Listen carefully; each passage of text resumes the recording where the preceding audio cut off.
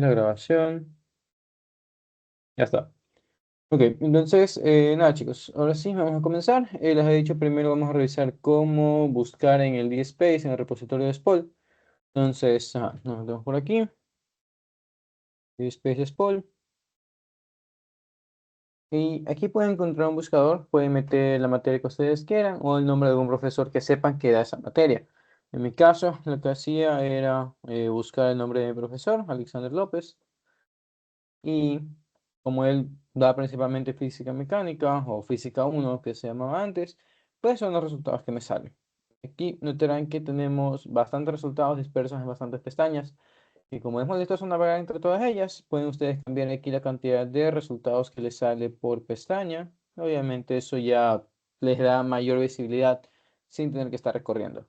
Y nada, ahí está un montón, entre comillas, de exámenes que realmente suelen haberse ser el mismo, pero se cambia dependiendo del paralelo o simplemente es el nombre. Pero bueno, esto lo pueden utilizar para cualquiera de sus materias.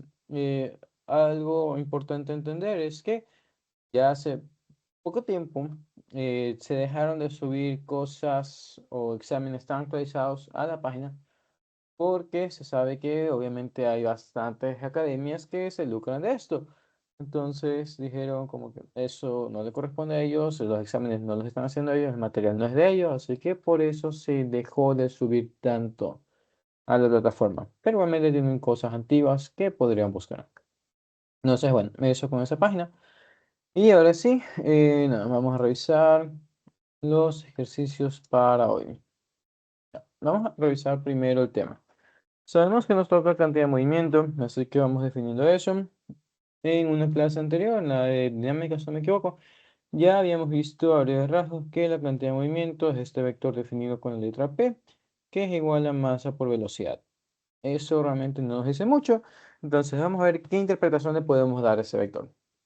Nosotros podemos pensar en este vector como un vector que me habla de la intensidad que tiene un movimiento. Y la intensidad de un movimiento depende pues justamente de dos cosas, de qué tanta masa tenga esa cosa que se está moviendo y qué tanta velocidad tenga esa cosa que se está moviendo. Por ejemplo, si nosotros hacemos aquí una comparativa entre qué prefieren que los choque, si el mini cuadrón este de Tesla o el perro Cybertruck, creo que todos estaríamos de acuerdo en pararnos enfrente del cuadrón en lugar de pararnos enfrente del Cybertruck. Obviamente tendría más masa y más velocidad. Dentro de esto, esta intensidad de movimiento es justamente la parte de inercia que intenta oponerse siempre a los cambios y la podemos interpretar como lo siguiente. Si ustedes tienen una bicicleta que está corriendo a, qué sé yo, 20 kilómetros por hora y tienen un camión que por alguna razón se quedó sin freno y va a 20 kilómetros por hora, ¿cuál es más sencillo de parar? Sabemos que obviamente la bicicleta, pero es justamente sencilla para la bicicleta porque como ella tiene una cantidad de movimiento pequeña en relación al camión, es mucho más sencillo impartirle cambios a ese vector de cantidad de movimiento que al vector que es mucho más grande. Dicho eso de ahí, la cantidad de movimiento, como ustedes la han visto dentro de los problemas, está prioritariamente planteado para que ustedes analicen qué pasa con este vector a lo largo del tiempo. Entonces, revisamos eso. Nosotros conocemos que de estas dos cantidades que están aquí multiplicándose, al menos una depende del tiempo, o solemos interpretar la que depende del tiempo, que viene a ser la velocidad. Y eso nos lleva a lo siguiente. Si mi velocidad es alguna función como la velocidad para aceleración constante, entonces mi cantidad de movimiento también va a ser una función que depende, en este caso, pues del tiempo, porque la velocidad depende también de ese tiempo. Aquí, lo importante a revisar es que si es que nosotros tenemos una aceleración que podemos interpretarla como que tengamos alguna fuerza neta o una fuerza externa, entonces, si es que estas dos existen y son distintas de cero, entonces siempre tenemos aceleración. Y si siempre tenemos aceleración, este es un vector que es siempre cambiante, de forma que la cantidad de movimiento no se conserva. Y para nosotros analizar o poder decir que se conserva, entonces tenemos que obligadamente provocar que esto se haga cero. Entonces, en los ejercicios que ustedes más van a tratar que van a ser o de choques o de impactos, generalmente van a decir que la cantidad de movimiento inicial es igual a la cantidad de movimiento final. Pero esto sirve si solo si establecen esta siguiente relación. Dicen que cantidad de movimiento inicial es igual al final porque las fuerzas netas son iguales a cero. O lo que es equivalente porque la fuerza externa es igual a cero. Y aquí analizamos el qué tiene que ver la fuerza externa, qué diferencia tiene, qué pasaría con fuerzas internas, porque además hay externas e internas. Las fuerzas internas son aquellas que sabemos que están dentro de algún sistema, como ya lo hemos analizado en clases anteriores. Cuando estábamos revisando interacción entre los cuerpos, dijimos que las fuerzas internas son estas que aparecen justamente entre esos dos.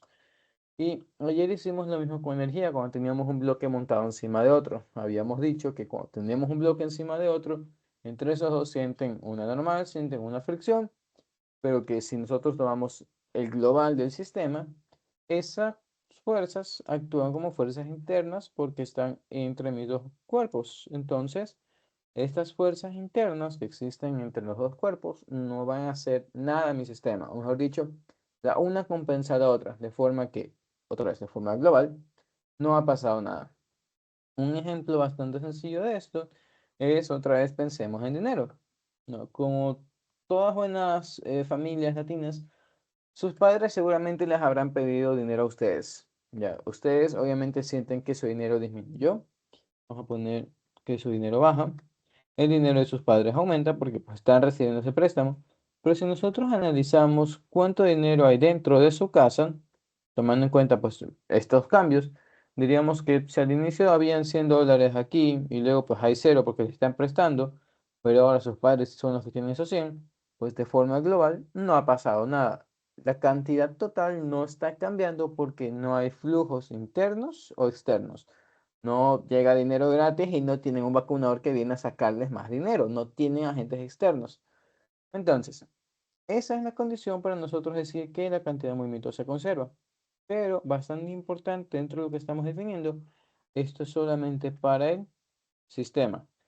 Si ustedes analizan las cosas o las partes por separado o por individual, claramente cada una sí siente un cambio. Y pues como ya conocemos, el cambio de uno va a ser igual al opuesto del cambio del otro. Uno perdió, el otro ganó. Pero otra vez, cuando nosotros planteemos esta ecuación de conservación de cantidad de movimiento, lo que estaríamos haciendo referencia es al sistema, de forma que cuando empecemos a desarrollar las ecuaciones, vamos a plantear qué es lo que sucede con cada uno de los cuerpos. Suponiendo que tenemos solamente dos, diríamos cantidad de movimiento de A más cantidad de movimiento inicial de B es igual a cantidad de movimiento final de A y la final de B. Y así para cualquier cantidad de cosas que existan. ¿Dónde aplicamos cantidad de movimiento? Es pues, relativo a las preguntas que se quieran hacer. Generalmente todos ustedes van a verlas a través de choques. Y justamente en choques nosotros tenemos algunos supuestos. Nuestro supuesto más grande suele ser que se conserva la cantidad de movimiento, cosa que es lo que acabamos de escribir. Entonces, algo importante a entender para poder plantear eso es reconocer qué tipos de choques son. Ustedes en clases deberían haber aprendido tres tipos de choques, que serían el choque inelástico, el perfectamente inelástico y el perfectamente elástico. Lo que conocemos estos tres choques es que todos tienen relaciones, todos se pueden hacer un seguimiento de antes y después, pero hay que revisar otra vez si existen o no cosas externas. Otra vez, de forma general, nosotros no consideramos cosas externas aquí, por lo tanto, nosotros decimos, de hecho en todos, que el cambio en cantidad de movimiento es igual a cero, porque una vez más estamos diciendo que se conserva. La gran diferencia entre esos, si es que comparten esa parte, es la parte de energía. En los choques inelásticos existe un cambio de energía mecánica que sería distinto de cero. No sé si es que el cambio fuera igual a cero, decimos que no cambió, así que sí tiene que haber un cambio. Este cambio generalmente va a ser un cambio negativo que implica que perdemos energía o tranquilamente podría ser un cambio positivo que implica que ganamos energía y ya vamos a hablar de eso ahí. En los perfectamente inelásticos se sigue cumpliendo que existe un cambio de energía mecánica distinto de cero, pero que distinga un perfectamente elástico de uno elástico cualquiera es cómo se comportan los objetos después del choque. En un choque perfectamente inelástico, las cosas se quedan pegadas. Pueden verlas como que fueran imanes. De hecho, aquí tengo un par. Si nosotros tenemos que estos dos imanes vienen y se pegan, ustedes verán que a donde sea que yo lleve estos dos primeros, también va el tercero. Sube, baja, un lado al otro. Y eso para nosotros lo que representa es que el movimiento se comparte, o lo que es igual, las velocidades de todos van a ser iguales. Y eso nos sirve para lo siguiente. Si nosotros tenemos que las velocidades van a ser iguales porque están unidos como una sola masa, entonces tranquilamente nuestra cantidad de movimiento final va a ser igual a masa total por velocidad final. Y ahora ya no tienen que buscar múltiples variables, sino solamente una. Ese es el proceso más normal que se utiliza, pero esa es la principal diferencia entre perfectamente elásticos e inelásticos. Ya viendo esos dos, revisamos ahora qué es lo que pasa con los perfectamente elásticos. Si tenemos un choque perfectamente elástico, podemos verlo como que fuera un choque entre dos bolas que sean de caucho, como balones de básquet, o pueden verlo como que estuvieran cubiertas por bastantes resortes, donde estos resortes van a amortiguar el golpe, pero más importante, estos resortes van a devolver toda la energía que están almacenando. De forma que aquí es donde decimos que el cambio de energía mecánica es igual a cero. Y esto me lleva a una parte más. Yo estoy analizando todo esto a través del cambio de energía mecánica y no del cambio de energía cinética como lo dicen algunos libros o incluso profesores. ¿Por qué vengo yo a llevarle la contraria a profesores o a libros? Básicamente porque para mí la energía mecánica engloba también a la energía cinética, ¿no? El cambio de energía mecánica al final del día es igual al cambio de energía cinética más el cambio de energía potencial. Entonces, aquí está, ahí está metida. Pero más importante que eso es porque cuando nosotros trazamos un problema de este tipo, muchas veces nuestra energía cinética no se conserva, sino que se transforma en otro tipo de energía. Y para eso les muestro el siguiente ejemplo. Por ahí tenemos algunos, si no me equivoco, pero encontraremos algún bloque que viene, tiene un resorte y pega a otro bloque que tiene otro resorte. Nosotros podemos decir que inicialmente ambos bloques tienen distintas velocidades, por lo tanto ambos tienen energía cinética al inicio. Podemos decir que la energía cinética inicial de todo mi sistema es de unos 100 joules. Pero estos vienen, se chocan, se frenan y luego el resorte hace lo suyo y los expulsa de nuevo. Normalmente en este tipo de problemas donde tienen un choque que involucra resortes, la pregunta, igual que ayer, es ¿cuánto vale mi compresión máxima? Entonces analicemos cómo determinamos esa compresión máxima. Por facilidad, vamos a decir que los bloques se quedan quietos. Ya se los había mencionado al inicio. Entonces, esto me permite a mí tomar el caso más extremo. Si estoy diciendo que mis bloques se quedan quietos, entonces implica que ahora mi energía cinética es igual a cero.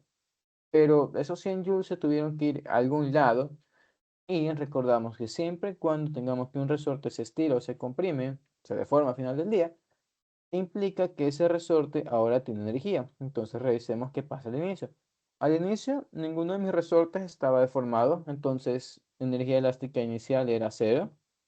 Pero ahora, como ya no tengo energía cinética, obligadamente el resorte se comió toda esa energía y ahora él es el que tiene esos 100 joules.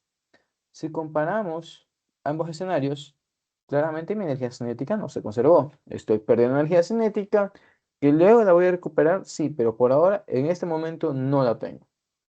Y bueno, de aquí otra vez, típicamente, los resortes se expanden, hacen lo suyo y los bloques salen volando de nuevo en las distintas direcciones. Pero lo importante aquí, como pudieron analizar, es que durante un momento, al menos, yo perdí energía cinética de forma que este planteamiento de que el cambio de energía cinética es igual a cero en un choque elástico para mí no vale, porque otra vez tuve que los bloques perdieron energía. Entonces, por eso es que a mí me gusta llevar la contraria a los textos de los profesores en esta parte, porque siempre tenemos este ejemplo particular donde no se conserva la energía cinética, sino solamente la potencial, bueno, la mecánica en general. Dicho eso, Em, creería que eso es todo lo que necesitamos para trabajar, exceptuando por una partecita que estaba pensando. Eh, Hay una cantidad que nosotros podemos utilizar para facilitarnos la vida dentro de estos sistemas. Esa cantidad que nos falta definir se llama coeficiente de restitución. El coeficiente de restitución nosotros lo representamos con la letra E y antes de ver qué ecuaciones conlleva, revisamos qué valores tiene. Este valor del coeficiente puede tomar cero, puede tomar entre cero y uno, y puede tomar un valor de 1. ¿Cuándo toma esos distintos valores y por qué? Toma un valor de 0 cuando estamos en un choque perfectamente inelástico. Toma los valores entre 0 y 1 cuando es un choque cuando es un choque inelástico nada más. Y toma un valor de 1 cuando el choque es perfectamente elástico.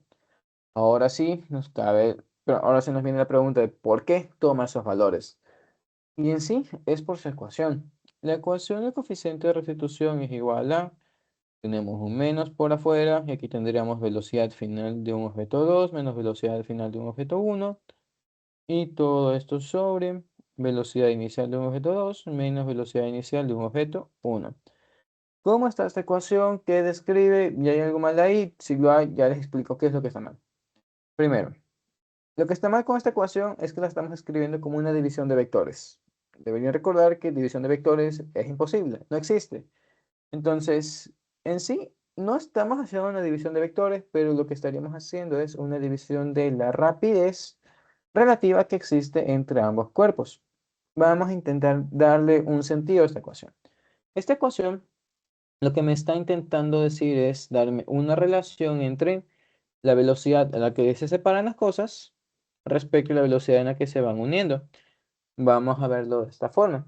Si ustedes tienen un sistema donde una persona está quieta y otra va corriendo, supongamos que estaba corriendo a 10 metros por segundo, pues veríamos que la velocidad relativa entre ellos es de 10 metros por segundo. No hay mayor sorpresa. ¿Qué pasa si es que esta persona le da toda su energía a esta otra? Pues ahora este se queda quieto y este va con 10 metros por segundo. Básicamente eso es lo que nos da esta ecuación. Si yo no perdí energía, entonces la velocidad relativa que yo veo de acercamiento o de unión es la misma velocidad relativa que yo percibo cuando las cosas se están separando. Y si es que estos dos valores son iguales, entonces va a pasar que esta división se me hace 1. Pero eso solamente si es que estamos en perfectamente elásticos, otra vez porque estamos diciendo que se conserva energía. ¿Qué pasa si es que no estamos en un perfectamente elástico, sino en un inelástico, por ejemplo? Tomemos el mismo ejemplo. Existen dos personas, van corriendo la una a la otra, pero se cansan. Cuando se topan y empiezan a moverse el uno separándose del otro, como se cansaron, ahora la velocidad de separación es más lenta que al inicio. Chicos, micrófono, por favor. No sé qué no tenían. Ya se cerró. Ok, entonces, como después de este impacto estamos cansados y nos movemos más lentos que al inicio, por eso nuestro coeficiente toma valores entre 0 y 1. Y finalmente, nosotros tenemos este caso del coeficiente igual a 0, si es que es un choque perfectamente inelástico, porque otra vez estamos hablando de velocidad relativa. Si ustedes van pegados, supongamos que tienen una pareja, van cogidos de la mano. Si van junto a su pareja todo el tiempo, ustedes no ven que ella se mueva respecto a ustedes. Tienen una velocidad relativa de 0 el uno del otro, o lo que sería equivalente. Como ustedes están viendo el uno al otro y aparentemente no se mueven, ustedes dicen, tienes velocidad 0. Si tienes velocidad 0, tienes energía 0. Como tienes energía 0, yo divido 0 para cualquier cosa, se me hace 0 también. Y en sí, esas son las explicaciones de por qué tenemos esos tres distintos valores. De aquí, algo que podría pasar que no se lo suele plantear es que existe también un coeficiente mayor a 1 si es que consideramos que existe un ingreso de energía y las cosas al separarse van más rápido que al inicio. Pero eso ya es simplemente, vamos a poner como que tontería teórica, eso no se les evalúa. Lo que sí se ha llegado a evaluar y tenemos un ejercicio más adelante sobre eso es esto, que calculen este coeficiente. Teniendo en cuenta eso, revisemos ahora sí una vez más la ecuación y vamos a poner un ejemplo numérico de qué estaríamos evaluando. Hacemos referencia a la velocidad final con v y a velocidades iniciales con u, simplemente para distinguirlas dentro de nuestros problemas. Lo importante dentro de esta ecuación, como yo la estoy escribiendo, es que si es que al inicio tengo un objeto 2, al inicio de mi división también voy a tener el objeto 2 y pues luego estaría restando el 1. Pueden ver que arriba abajo estoy restando con el 1. Si es que alguno de ustedes no se acuerda de la ecuación de esta forma, no pasa nada. La ecuación le da igual. Ustedes pueden poner 1 al frente, 2 detrás, pero lo importante es que otra vez, si es que ustedes tienen este negativo al frente, respeten el orden que ustedes establezcan. Si es que quieren utilizar letras, pues lo mismo. A adelante, B detrás, y no pasa nada. Y finalmente, los que quieran meterse a distribuir ese negativo dentro de la ecuación, pueden hacerlo, pueden ser felices. Pueden meter negativo aquí, positivo acá. O si quieren meter negativo en la parte de abajo, meten negativo aquí, positivo acá. Y listo.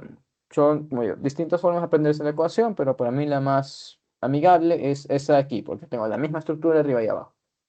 Dicho eso de ahí, vamos a revisar por qué es necesario verlo como una velocidad relativa y qué implica el que nosotros estemos poniendo vectores ahí. Recordamos que nuestros vectores tienen signos y estos signos dependen de un sistema de referencia. Entonces, vamos a definir el siguiente ejemplo. Vamos a plantear que la velocidad inicial de un objeto 1 es de unos 10 metros por segundo, mientras que la velocidad inicial de un objeto 2 va a ser de unos menos 20 metros por segundo. Ya se van acercando el uno al otro y lo pueden intuir a través de los signos.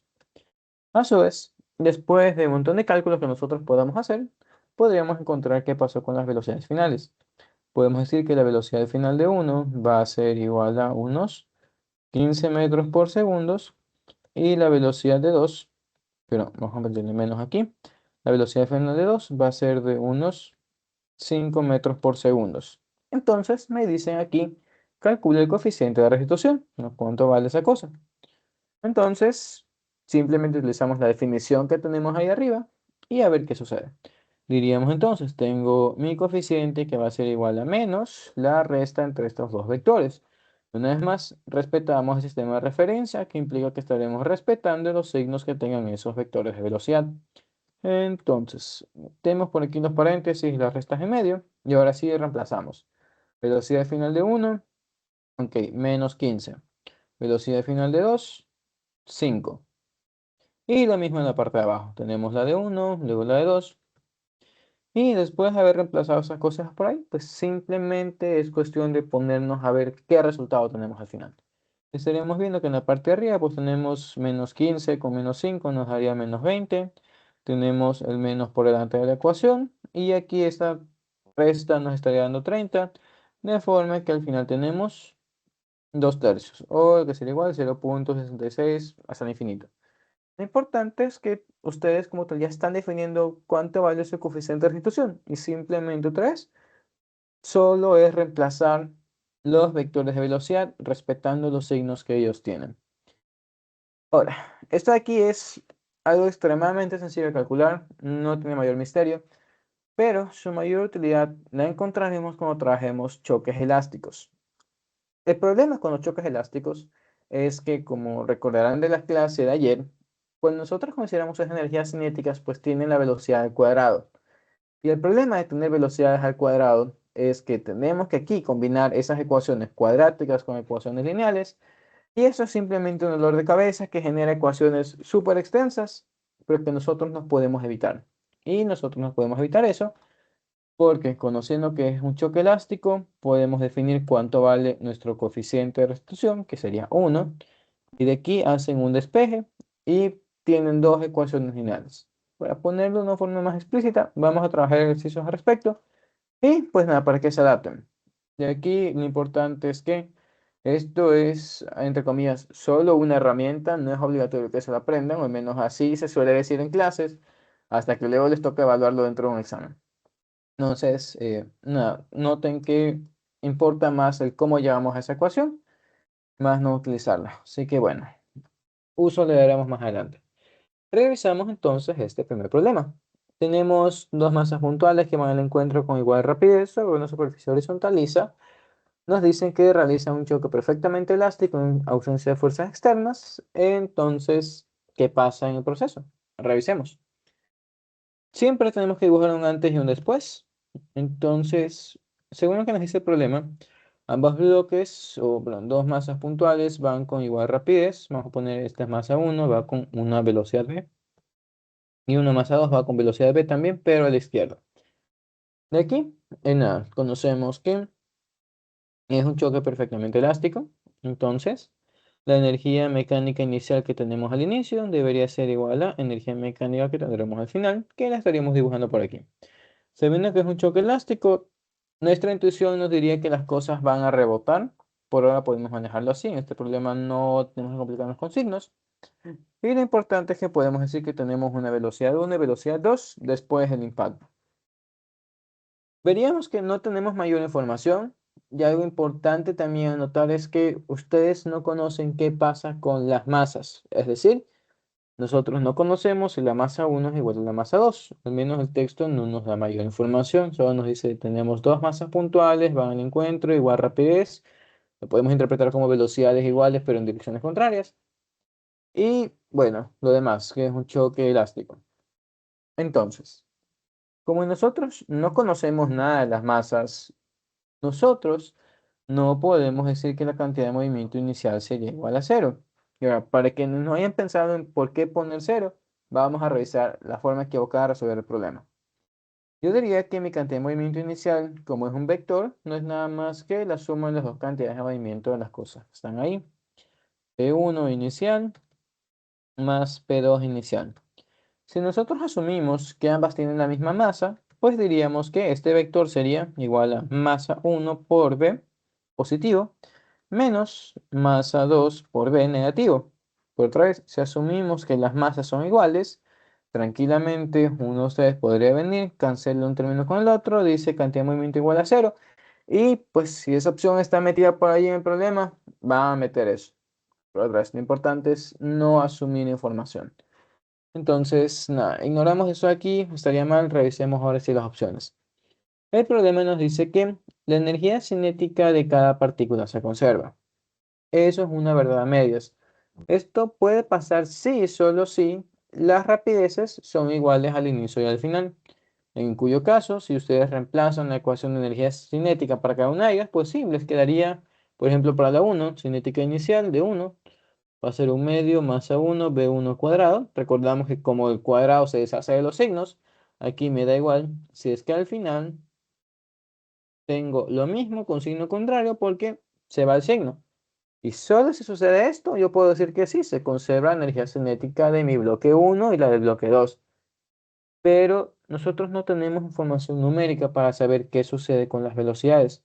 Solamente sabemos que van a rebotar, no conocemos qué velocidades tienen ellos, entonces como no conocemos qué velocidades tienen, nosotros no podemos concluir nada respecto a las energías cinéticas de cada uno de ellos. Lo que sí conocemos es que, otra vez, el cambio de energía cinética va a ser igual al cambio de energía cinética 1, pero faltó delta K1 y más delta K2. Como en nuestro sistema no estamos cambiando de alturas, entonces podemos decir que la energía mecánica es igual a la energía cinética. Por lo tanto, también va a ser igual el cambio de energía mecánica.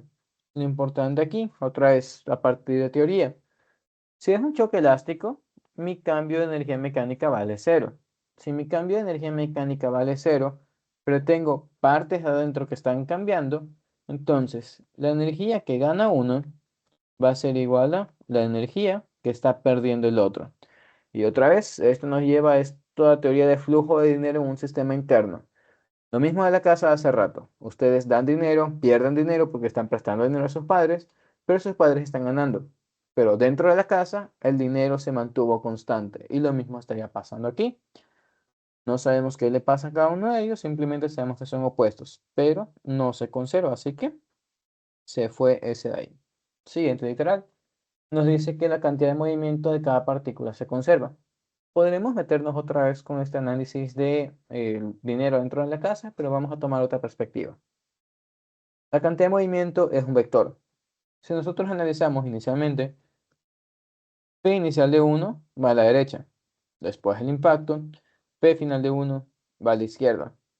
Claramente el vector no es el mismo, y aunque podríamos tener la misma magnitud, como el vector está apuntando en dirección contraria y cantidad de movimiento es un vector, entonces por el carácter vectorial no se estaría conservando. Así que se basa ahí. Revisamos la siguiente. Nos dice que la magnitud del impulso de cada partícula es el mismo. Vamos a marcarla, ya veremos qué hacemos con ella. Nos dicen luego que solo se conserva la energía cinética del sistema. En este caso, pues sería justamente lo que está pasando y lo que estamos definiendo. Y a su vez es la teoría de los libros. Entonces, sí, podemos decir que se conserva energía cinética del sistema. Siguiente, nos dice que solo se conserva la cantidad de movimiento del sistema. ¿Qué es lo que pasa con la cantidad de movimiento? El problema una vez más nos dice que no hay fuerzas externas. Como no hay fuerzas externas, lo retomamos el enunciado hace rato y decimos que sí. Siempre y cuando no hayan fuerzas externas, se conserva la cantidad de movimiento.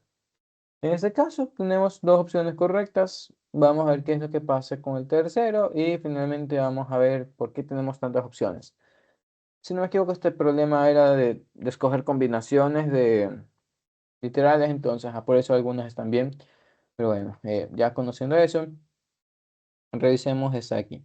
¿Qué es lo que pasa con el impulso?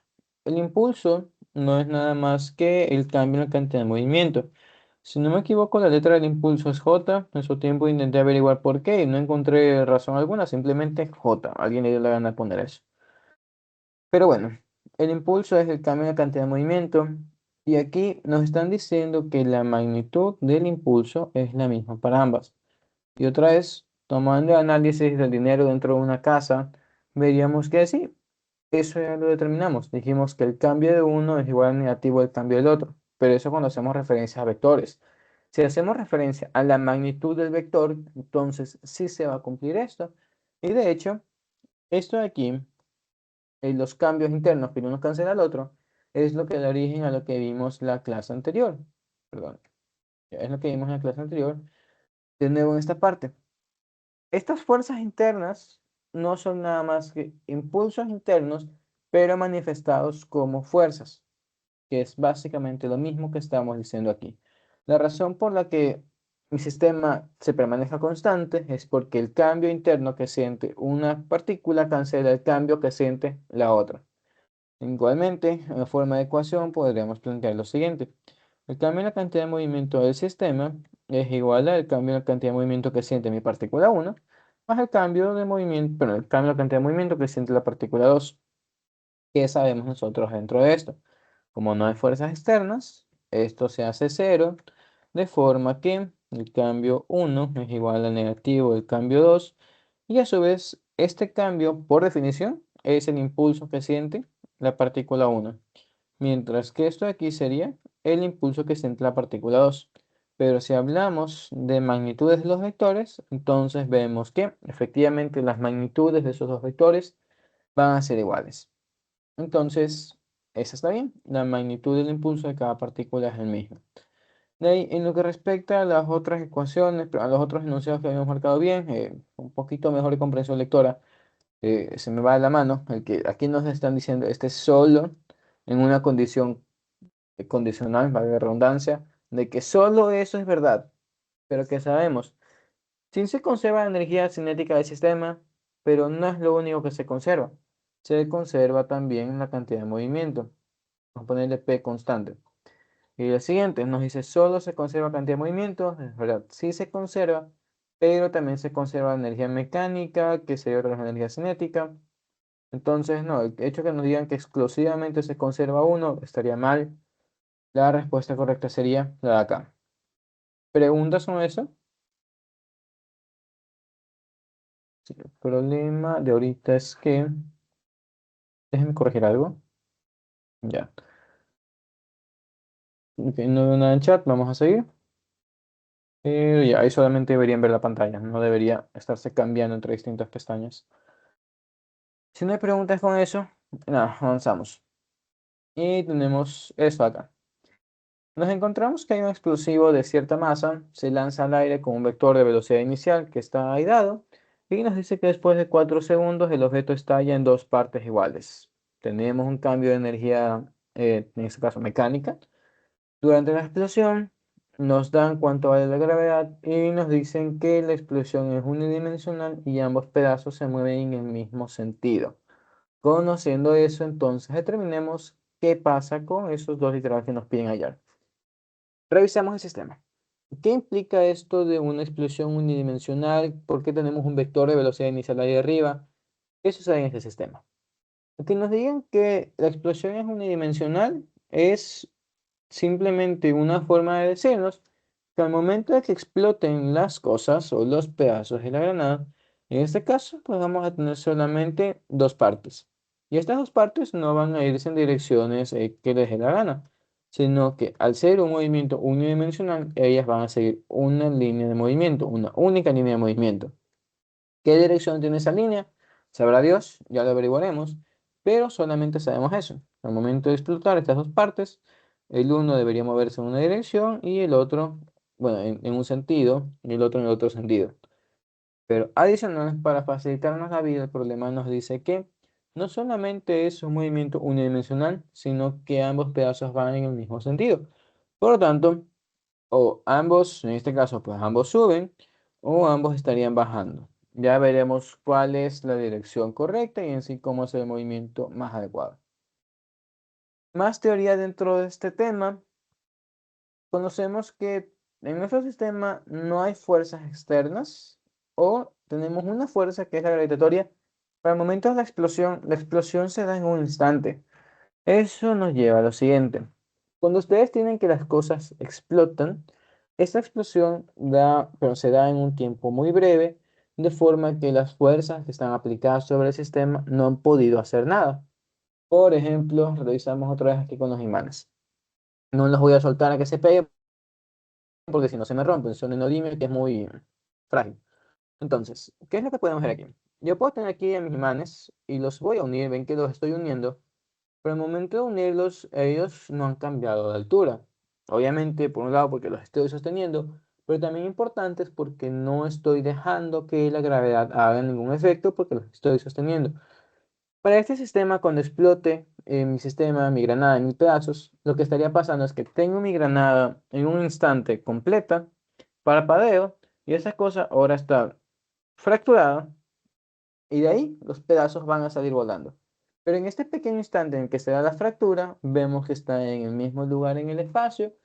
Por lo tanto, cuando nosotros decimos esto de que las fuerzas externas tienen que ser iguales a cero, es una mentira a medias, porque lo que realmente nos interesa es que en los impactos nuestras fuerzas pueden ser distintas de cero, pero aquí utilizamos teoría. Nosotros conocemos que la fuerza es igual a la cantidad de movimiento con respecto al tiempo, por lo tanto el cambio de cantidad de movimiento es igual a la integral de la fuerza con respecto al tiempo, pero además de nosotros podemos reducir esto a una multiplicación. Suponiendo que la fuerza es constante, podemos decir que esto es igual a F por delta T. Y aquí viene una consulta hacia ustedes. ¿Qué pasa si es que este tiempo es de un segundo? Diríamos que un segundo es algo extenso en términos físicos, no pueden pasar muchas cosas en un segundo. Pero ok, ahora vamos a reducir ese tiempo. Vamos a hacerlo medio segundo, luego un cuarto de segundo, luego una décima, una milésima, centésima, un nanosegundo. En un nanosegundo casi no pasa nada. Entonces, si es que nosotros hacemos que este tiempo tienda a cero, básicamente mi intervalo de tiempo es cero. Y si yo tengo una fuerza aplicada durante 0 segundos a un objeto, es lo mismo que la fuerza no exista, porque no voy a tener que se le hace ningún cambio al movimiento de ese objeto. Por lo tanto, cuando ustedes tienen estas explosiones o uniones, ustedes pueden considerar que en ese preciso instante, la fuerza vale cero, o lo que es igual a que el cambio en la cantidad de movimiento es igual a cero y lo justifican a través de lo siguiente. Ustedes tranquilamente pueden decir que el cambio en cantidad de movimiento es igual a cero, dado que el intervalo de tiempo se aproxima a cero y entonces, nada, utilizan tal cual la misma ecuación delta P, que sería igual a F delta T, es igual a cero y murió. Conociendo esto, entonces lo que estaríamos definiendo para nuestra explosión, sea donde sea que se dé y sea cual sea la dirección que tenga, es que nuestra cantidad de movimiento después de la explosión de E va a ser igual al vector de cantidad de movimiento antes de la explosión. Y ahora sí, es nuestro problema saber qué es lo que pasa antes y qué es lo que pasa después. Nosotros sabemos que la explosión no se da en un tiempo igual a cero, sino que se da después de 4 segundos. ¿Qué será cuando la partícula tenga una nueva altura y una nueva velocidad? Entonces vamos a hallar ese vector de velocidad porque a la mala ese vector de velocidad está aquí metido de forma implícita. Entonces, tomando los datos del sistema diríamos lo siguiente. Yo dibujo Y al inicio tengo una persona que tiene una granada y la lanza. La lanza con esa velocidad inicial que nos dice el problema. Pasa el tiempo y eventualmente aquí arriba explota. Y de hecho explota en la altura máxima y lo pueden encontrar con la relación de la velocidad y la gravedad. Vamos a calcularlo. Conocemos que mi velocidad final en y va a ser igual a la velocidad inicial en y más aceleración en y por tiempo. Donde en este caso, según un sistema de referencia positivo hacia arriba y a la derecha de una vez, diríamos que esta velocidad inicial pues va a ser la de 40. Mi aceleración sería de -10 y el tiempo de 4. Y oh sorpresa, se cancelan las unas cosas con las otras. Me da una velocidad en y de cero. Y la idea de que tengan velocidad en y de cero es que su problema sea mucho más sencillo de resolver por lo siguiente.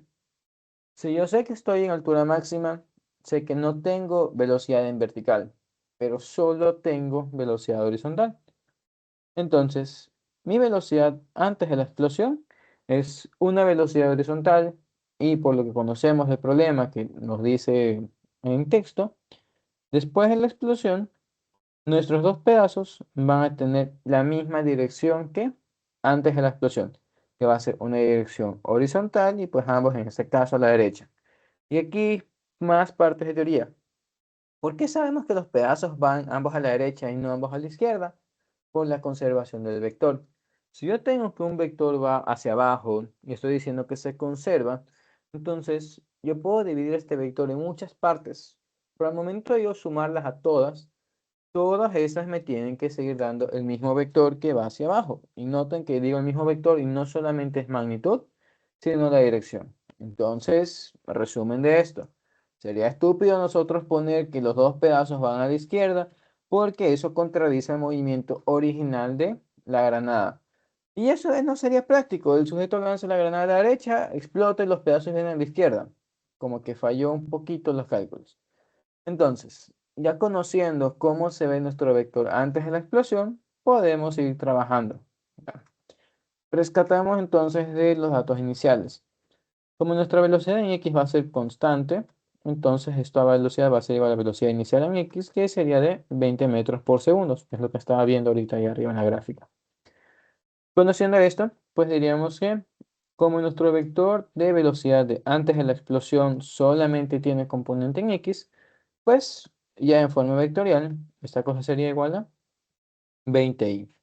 Por lo tanto, mi cantidad de movimiento antes de la explosión va a ser igual a masa total porque tenemos una sola granada, la cual va multiplicando con este vector de velocidad antes de la explosión y tendríamos pues masa por 20 en la dirección i. Después de la explosión, tenemos que al final del día, las dos masas son iguales y el que sean iguales nos obliga a lo siguiente. Vamos a ver, yo tengo, déjame pensar la estupidez que voy a decir. Sí, sí, podemos hacer lo siguiente. Yo puedo tener una masa 1 por una velocidad 1 más una masa 2 por una velocidad 2. De aquí, si es que nuestras masas son iguales, entonces nosotros podemos sacar un factor común. Y podemos decir que tenemos masa por velocidad 1 más velocidad 2. ¿Qué es lo importante dentro de esto? Como ambas están yendo en la misma dirección, la una compensa a la otra. Ambas están colaborando entre sí. Es decir, aquí ninguna tiene que compensar el hecho de que la otra sea una inútil. Estaremos trabajando esto más a fondo en un ejemplo después de esta parte, pero lo importante aquí es simplemente esa relación aditiva que conocíamos que existía por la dirección de los vectores. Ahora, conociendo esto, que ambos van en la misma dirección, misma velocidad y demás, pues nada, podríamos revisar alguna información extra del problema que se me está pasando. Ya, esta parte de la energía. Como pueden ver, yo no conozco cuánto vale mi velocidad 1 ni mi velocidad 2. Solamente sé que las masas son iguales. Y aquí podemos tener un error al plantear esto de esta forma. Vamos a poner que esta sería la masa de la granada. Esta sería una masa de un pedazo. Y la relación que nos dice el texto, que la masa del pedazo 1 más la masa del pedazo 2, que son iguales, es igual a la masa de la granada. Conociendo esa relación, podemos reemplazar aquí en nuestras ecuaciones la siguiente igualdad. Primero, conociendo que la cantidad de movimiento se conserva, que fue nuestro supuesto, Pues tendríamos 20 por la masa de la granada es igual a, y aquí metemos el cambio, no, sería masa de la granada sobre 2 por velocidad 1 más velocidad 2. De aquí conocemos que como estamos tratando con la masa de la granada, pues esto se cancela. Y finalmente diríamos que velocidad 1 más velocidad 2 es igual a 40. Dejamos eso por ahí y nos metemos con la parte de energía. Una vez más, yo no sé qué pasa con estas velocidades y no necesariamente estas van a ser iguales. Entonces, al final del día, esto es una suma numérica donde este tranquilamente podría ser 10, este obligadamente sería 30. Y lo importante es que estamos buscando una restricción para nosotros poder decidir qué par de valores vamos a tener. No podemos meter los valores que nos vengan en gana. Dicho eso, y ya mucha palabrería, utilizamos el cambio de energía mecánica. El problema nos dice que mi sistema está ganando 20 joules. Como ya explicamos el día de ayer, este aumento de energía se da porque nosotros estamos considerando solamente las partes mecánicas y no las partes químicas. Justamente aquí está nuestra granada. ¿De dónde viene la energía que está ganando la granada? De la explosión, de los químicos que tiene ahí metidos. Entonces, nosotros podemos interpretar este cambio de energía mecánica como un trabajo de entrada, o si no quieren complicarse con esas ecuaciones que vimos ayer, directamente pueden decir cambio de energía mecánica va a ser igual a cambio de energía cinética más cambio de energía potencial. Y en lo que respecta a la energía potencial, dijimos que el sistema se mueve en una dimensión, pero más importante, entre el antes y el después existe un tiempo minúsculamente corto, de forma que no hemos cambiado alturas. Y como no hemos cambiado alturas, decimos que el cambio de energía potencial es cero, lo que nos deja solamente con la parte de energía cinética, donde, como hacemos referencia al sistema, otra vez sistema, entonces aquí sería energía cinética final de sistema menos energía cinética inicial también del sistema. Y dentro de esto, pues aquí nos toca separar o no, dependiendo de qué información tenemos antes y después para el sistema. Al final en el sistema, ¿qué es lo que conocemos? Conocemos que tenemos dos masas que se mueven, dos masas que son iguales, que ya hemos sacado como factor común, pero más importante, tienen sus respectivas velocidades. Por lo tanto, esta parte nos quedaría de la siguiente forma. Encerramos aquí y tenemos un medio de la masa de mi primer pedazo por la velocidad 1 al cuadrado más un medio de la masa del segundo pedazo por velocidad 2 al cuadrado. Y aquí restamos la energía cinética inicial. Y si bien ustedes podrían decir que en la inicial tienen también dos pedazos, la idea es que no se compliquen. Antes de la explosión, ustedes tienen una sola cosa, una masa grande. Entonces, metan esa masa grande ahí. Y nada, tenemos con la velocidad de antes de la explosión al cuadrado. De aquí, pues ya solamente nos queda ir reemplazando valores y viendo relaciones, donde nos encontraríamos lo siguiente. Una vez más, aquí vemos este número con este número, ambos son un factor común y bueno, un medio también está acá metido, entonces podemos sacar un medio como factor común global de todo. Y aquí podemos sacar la masa P en común y tenemos B1 cuadrado más B2 cuadrado. De este lado, pues simplemente nos quedaría menos la masa de la granada por la velocidad antes de la explosión al cuadrado. Igual que hicimos arriba, nosotros podríamos establecer la relación entre la masa de los pedazos y la masa de la granada. Y nos quedaría que aquí sería masa de la granada sobre 2, igual que hicimos arriba. De forma que podemos sacar un último factor común antes de reemplazar números. Tendríamos masa de la granada sobre 2 multiplicando a velocidad 1 al cuadrado más velocidad 2 al cuadrado, todo sobre 2.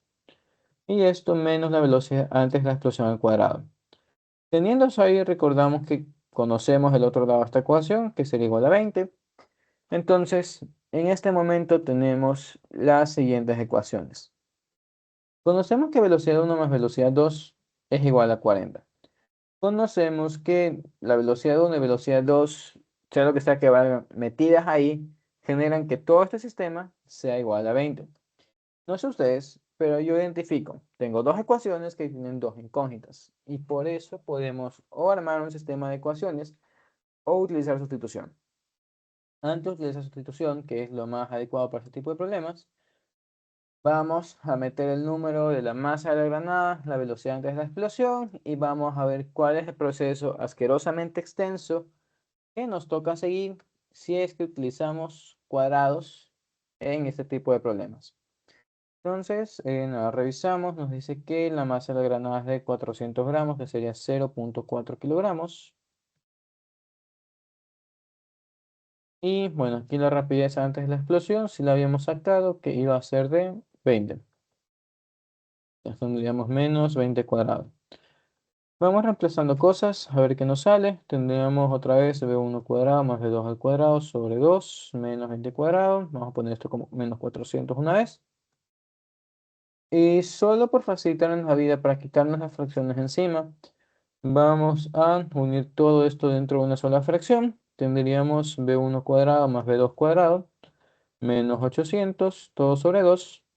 Pero lo importante de ese 2 es que vamos a simplificarlo con este 4 que está aquí afuera. Tenemos 0,4 sobre 2.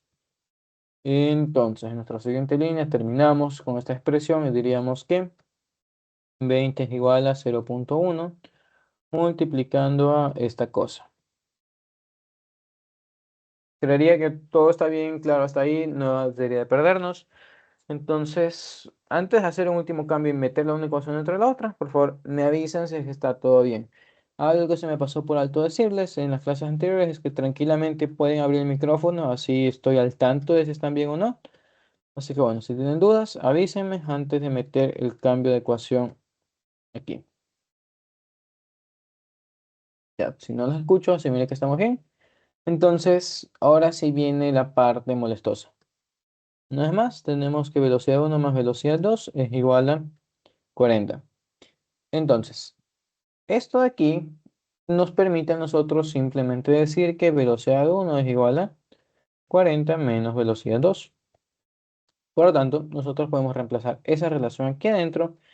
Y cuando les menciono que es un proceso asquerosamente extenso, es porque naturalmente, igual que hicimos ayer en alguna parte, esto nos obliga a tener una suma o resta al cuadrado que nos toca abrir, luego combinar términos y al final podemos sacar la respuesta a una ecuación cuadrática. Por eso es que es algo molestoso.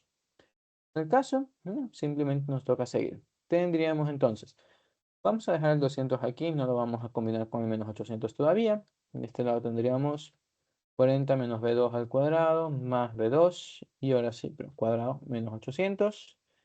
Y resolvemos esto. Tendríamos 40 al cuadrado, que se nos haría 1600, menos dos veces la multiplicación entre estos. Tendríamos entonces 80 b2 y más b2 al cuadrado.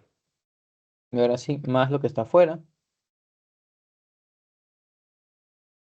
Y finalmente, ahora sí agrupamos términos. Vamos a agrupar toda la derecha, de forma que tendríamos lo siguiente. Este 200 pasa para acá, se nos hace menos 1000 con el 600, pero 1600 se nos queda 600 nada más.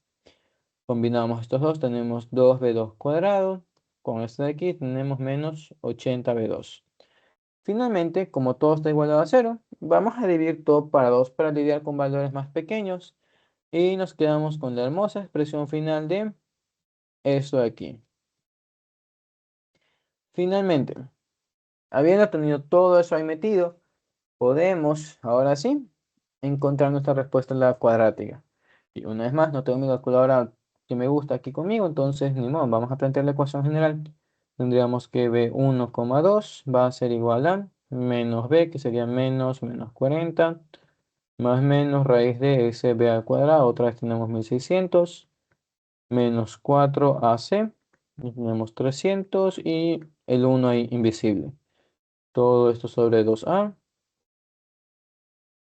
Y ahora sí a ver qué sale. Tendríamos 40 más menos raíz de.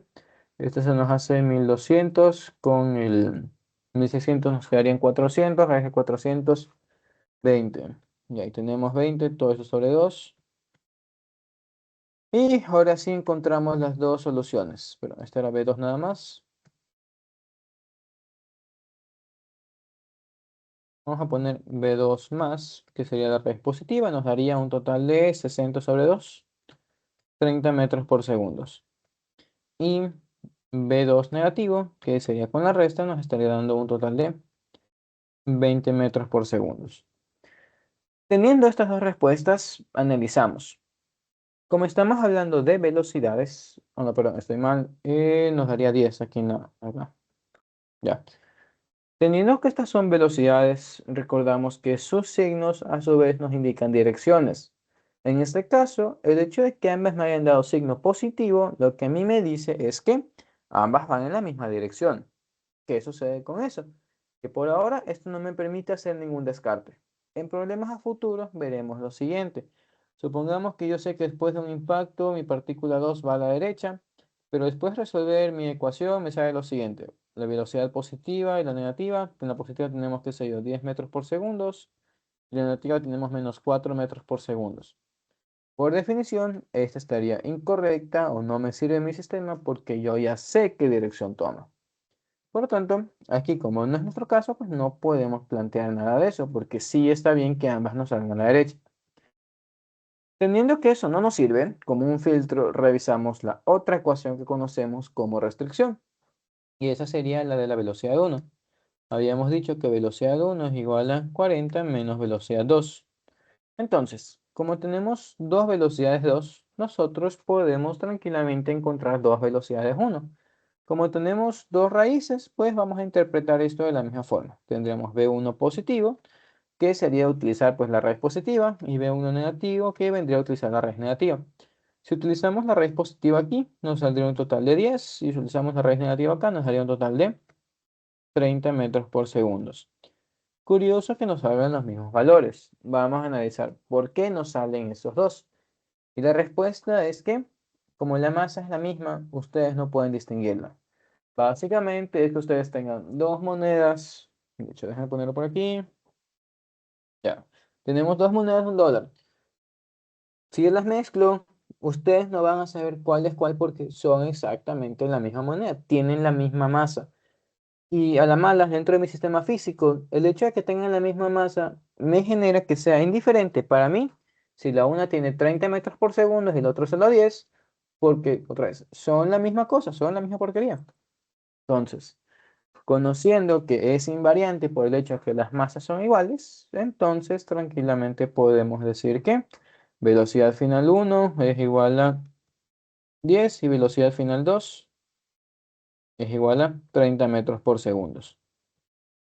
¿Preguntas con eso de ahí?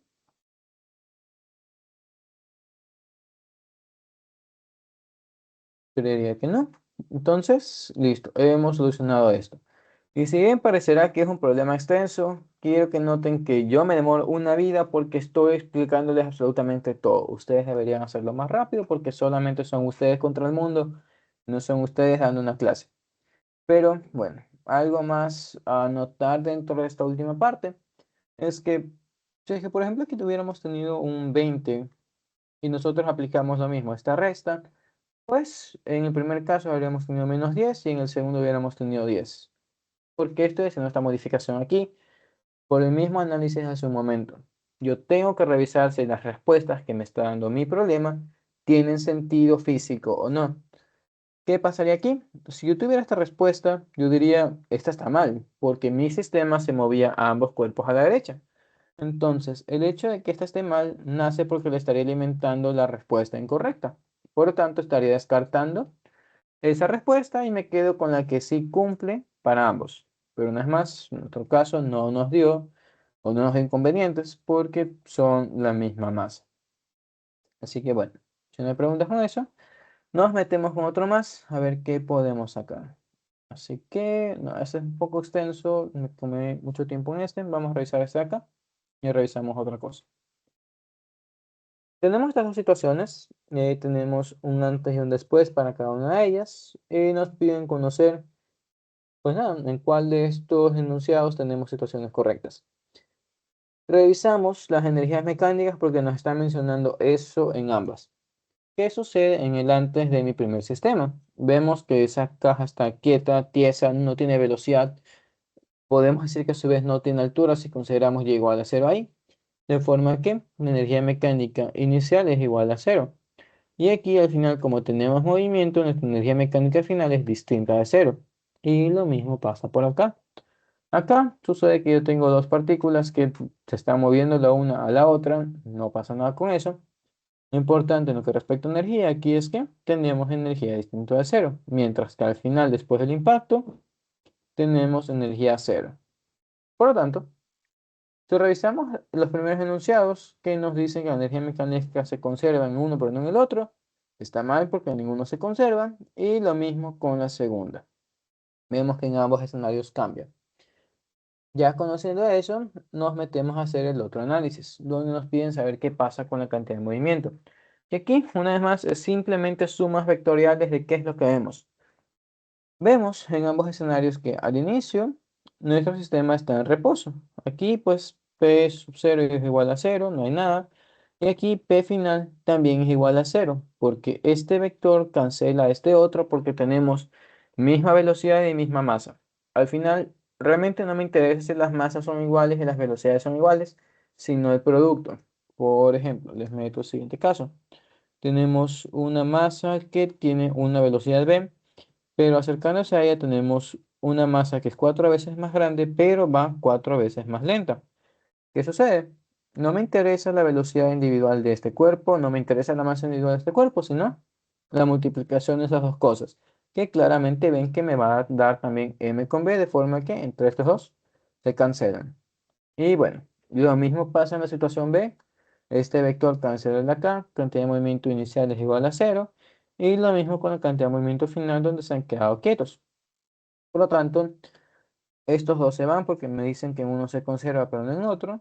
Y el único correcto sería el último porque me dice que sí se conserva mi cantidad de movimiento en ambos escenarios. ¿Todo bien con eso?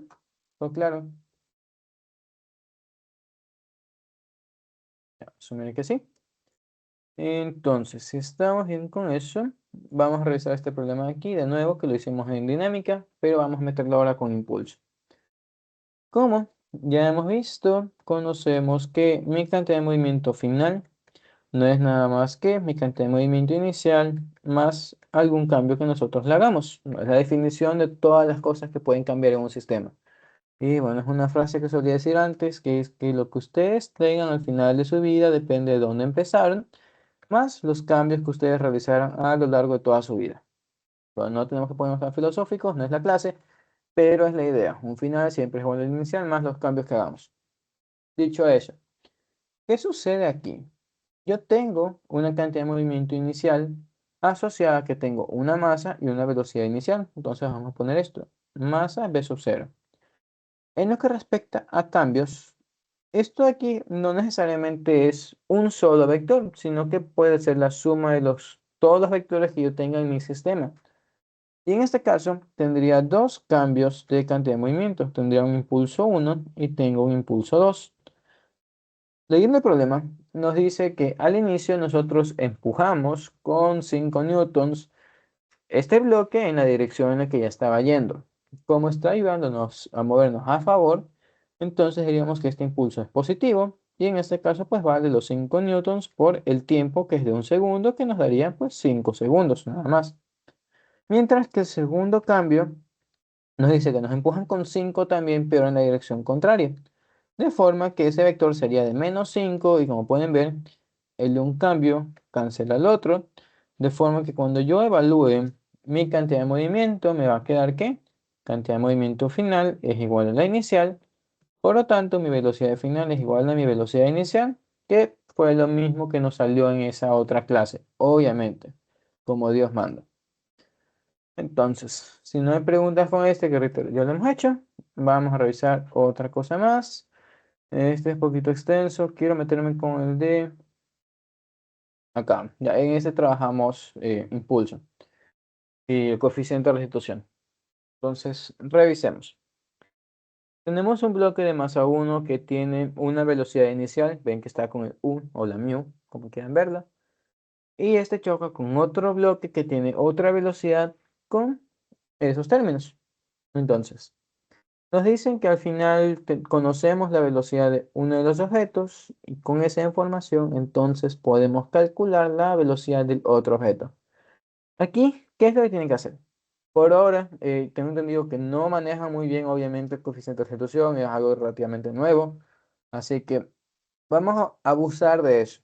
El hecho de que ustedes no sepan manejar el coeficiente de restitución les da ventajas para no asumir cosas de forma incorrecta.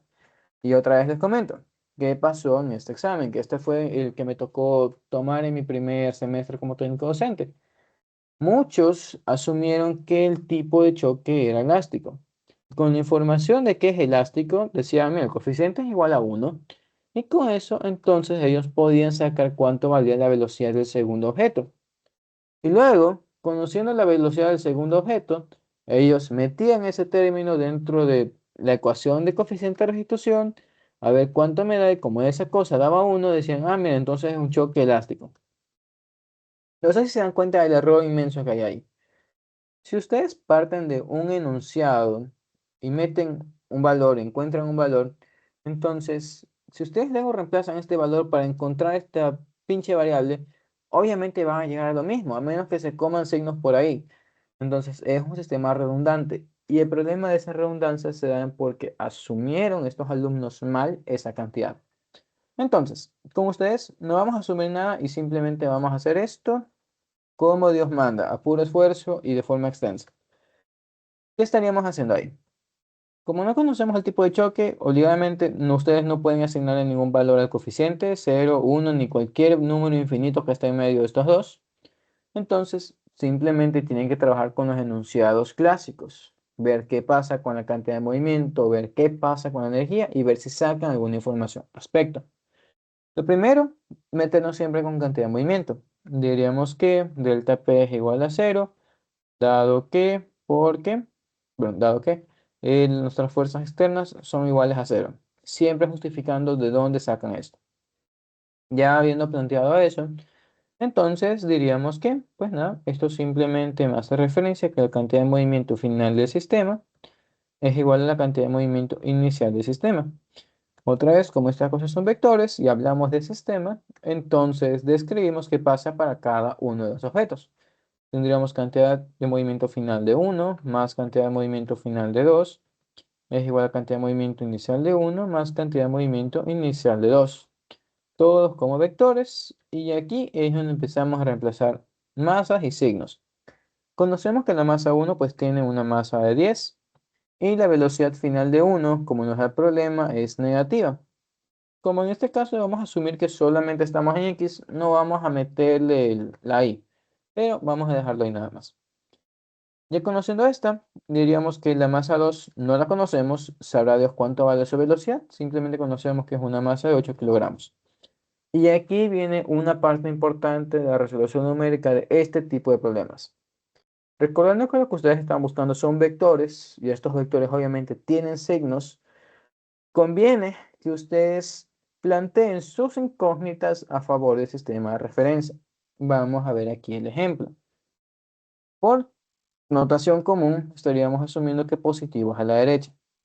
Si es que yo aquí meto B2, así solita, nada más, sin signos raros por delante, yo estaría diciendo, mira, implícitamente aquí tengo un más. ¿Y ese más qué representa? Para mí, lo que eso representa es que como yo lo estoy poniendo con positivo, entonces mantengo el signo de mi sistema de referencia, mantengo la misma dirección. Entonces, eso es lo que a mí me garantiza al final es que si yo hago un despeje maldito y me sale que la velocidad 2 es, no sé, se me ocurre 3 metros por segundo, entonces, como tengo aquí un positivo implícito, esto me dice, escogiste bien la dirección inicial, te aplauden y todo está bien. Pero si es que la velocidad no sale con un signo negativo, eso me dice lo siguiente. Aquí no hay problema. El que nos haya salido negativo nos dice lo mismo de toda la vida cuando se trabaja con vectores. Que la dirección se asumió de forma incorrecta y te dice, flaco, esto está mal. El signo negativo realmente te dice que la velocidad 2 iba a la izquierda. Pero es algo sencillo de interpretar, lo cual es un dolor de cabeza si ustedes hacen lo contrario. Si ustedes ponen una velocidad que va a la izquierda, supongamos, y luego le sale negativa, es como que, ¿qué pasó aquí? ¿Está bien? ¿Está mal planteado? Si le sale positiva, lo mismo. ¿Está bien? ¿Está mal planteada? Son cosas que la experiencia me ha enseñado que son dolores de cabeza, me reitero. Por eso, lo más conveniente para todos nosotros, para tener una vida sencilla, es simplemente, si yo tengo un sistema de referencia, planteo todas mis incógnitas en velocidad en este caso, no que es lo único que estamos buscando, a favor del sistema de referencia. Y al final la interpretación es súper sencilla dependiendo del signo. Mientras que el otro es un dolor de cabeza, se generan 4 soluciones a la vez, es horrible. Entonces eso, no se compliquen la vida, pónganle todo positivo. Dicho eso, revisamos qué es lo que pasa al inicio. Al inicio, pues no hay mayor misterio, tenemos todos los datos, tenemos los signos, entonces simplemente los respetamos como están ahí metidos. Tendremos 8 por menos 3. Y nada, de aquí se dan cuenta que tranquilamente podemos despejar la velocidad 2. Diríamos entonces que esto se nos hace menos 20, aquí tenemos más 8b2, y esto va a ser igual a 60, menos 24, entonces nada, restamos estos dos, nos daría 36. Y finalmente, pasamos este 20 al otro lado a restar. Tenemos 8b2 es igual a 16, por lo tanto, b2 es igual a 2 metros por segundo. Y más allá del valor numérico, otra vez, lo importante es que como sabemos que nos dio positivo, entonces está bien planteada mi dirección inicial, por lo tanto, esto va a la derecha. Creía que no hay preguntas ahí, así que con esa información nos metemos a la Profe, parte final. Dime. este es menos 20. Le ¿En faltó dónde? el Ah, 5. perdón. Simón, déjame corregir. Se nos hace 56 y eso sería de 7. Ah, gracias. No pasa nada con eso. Revisamos ahora sí la otra parte del coeficiente. No es más, para el coeficiente, como les había dicho, da absolutamente igual si nosotros ponemos primero a 1 o a 2. Y vamos a mostrarle aquí que el cálculo es indiferente. Y en sí es porque si ustedes meten el negativo, pueden luego sacarlo, extraerlo. Cosas de matemática. Se pueden preguntarle a Andy por eso. El caso, nada, revisemos aquí. Ya, una vez más, según mi ecuación, con el menos afuera, respetamos el orden, ¿no? 1 y 1, 2 y 2. Y ya conociendo eso, evaluamos nada más. ¿Qué es lo que pasa con la velocidad final de 1? Es negativo, menos 2. La velocidad final de 2, de 7, la que acabamos de encontrar. Y la parte de inicio, revisemos. El 1 va con 6 y el otro iba con menos 3. Entonces, de aquí lo que estaríamos encontrando es que arriba nos queda menos 9, abajo nos queda 9 y ya cancelando los signos, el coeficiente nos sale 1. Ya teniendo el coeficiente, ustedes ahí concluyen qué tipo de choque es.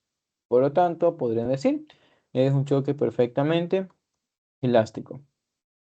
Ahora, como les mencionaba antes también, esto de aquí no es obligatorio, es simplemente una herramienta. Así que para concluir qué tipo de choque es, si no se conoce o no quieren manejar el coeficiente de sustitución, pueden hacerlo de la antigua, que sería otra vez viendo energías. Si nosotros suponemos que es un choque elástico, entonces deberíamos calcular la energía cinética inicial, calcular la final, y si es elástico les va a salir que son exactamente iguales. Y después hacer todo el proceso de un medio más a 1 B1 cuadrado, más un medio más a 2 bla, bla. Y lo mismo al otro lado, toda esa cosa pega extensa, y encuentran los valores, ahí pueden concluir. Pero creo que se entiende que aquí escribí mucho menos que tomar el camino energético. Entonces, por eso esta herramienta de aquí es útil. Así que bueno, conociendo eso, ahora sí vamos a meternos con otros problemas más. Vamos a hacer este teórico y a revisar qué más sacamos. Tenemos dos esferas que vienen, se golpean y rebotan. Y conociendo eso, nos piden conocer cuál de estas flechas representa mejor la dirección del impulso aplicado a la esfera de arriba por la esfera de abajo durante el choque. Revisamos qué nos piden. Nos piden el impulso sobre Q. Entonces revisamos. El impulso que recibe Q, vamos a poner J sub Q, es igual a delta P de Q. Aquí recordamos otra vez. El hecho de que sean vectores a nosotros nos permite dibujar justamente qué pasa al inicio, qué pasa al final y con eso ver este vector de diferencia. Tenemos entonces que la cantidad de movimiento final de Q pues simplemente es un vector que en este caso pues estaría apuntando hacia arriba. Y la cantidad de movimiento inicial de Q sería un vector que está apuntando hacia abajo. Entonces tenemos vector hacia arriba menos vector hacia abajo. Recordamos que para hacer la suma entre vectores simplemente les damos vuelta uno al otro. Entonces aquí cambiamos esto por un vector que va hacia arriba a la izquierda. Entonces esto sería equivalente a que gráficamente hagamos la siguiente suma. Vector que va hacia arriba a la derecha con vector que va hacia arriba a la izquierda. Naturalmente, el gráfico se presta a que ustedes asuman que hay simetría, de forma que pueden cancelar las componentes horizontales y solamente sobrevive la vertical. Por lo tanto, eso es lo que siente Q. Y ahora, la explicación no tan numérica e intuitiva. Vamos a verlo de esta forma. Si yo tengo que una pelota viene hacia mí y yo la paro, obviamente tengo que empujarla en dirección contraria. Pero ahora, si no solamente quiero pararla, sino que quiero devolverla, puedo decir que le meto un golpe fuerte, que es lo normal, pero a su vez nosotros podemos hacer este golpe fuerte en dos partes. Una parte que lo pare y otra parte que lo mande de regreso. En cuyo caso estaría generando dos vectores de impulso que se suman y me dan este vector grande. Del cual así es como está definido dentro del libro. El impulso que ustedes ejecutan sobre algo está asociado obviamente al cambio de movimiento que ustedes quieren impartirle a ese objeto. Una vez más, si analizamos aquí el sistema, ¿qué es lo que sabemos que sucede? Viene la pelota hacia abajo y si le metemos un pequeño impulso hacia arriba, cancelamos el movimiento hacia abajo, así que se debe mover solo a la derecha. Y después de que se mueve solo a la derecha, le metemos otro impulso y ahora esta cosa no está moviéndose solo a la derecha, sino que a la derecha y para arriba. Y bueno, eso para ese ejercicio. Así que nos vamos a meternos ahora sí con otros más feos. Vamos a hacer este aquí que mezcla varias cosas. Entonces, ¿qué tenemos aquí?